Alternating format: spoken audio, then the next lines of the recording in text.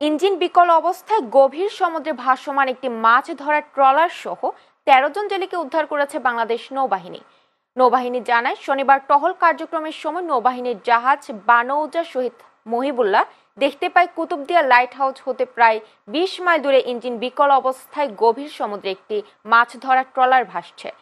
ট্রলারে অবস্থানরত জেলেরা নৌবাহিনীর জাহাজ দেখতে পেয়ে জাহাজের দৃষ্টি আকর্ষণের জন্য সংকেত প্রদর্শন করে। নৌবাহিনীর জাহাজ সংকেত লক্ষ্য করে তাৎক্ষণিক বিপদগ্রস্ত জেলে ও ট্রলারের নিকট ছুটে যায় এবং অতি দ্রুত ট্রলার সহ অসহায় জেলেদের উদ্ধার করে। উদ্ধারের পরপরই জেলেদের প্রাথমিক চিকিৎসা ও প্রয়োজনীয় ঔষধ, খাবার ও বিশুদ্ধ পানি প্রদান করা হয়। জেলেরা জানায়, গত ৬ নভেম্বর হতে ট্রলারটি ইঞ্জিন বিকল হয়ে ৩ দিন যাবৎ মাঝ সমুদ্রে ভাসতে থাকে।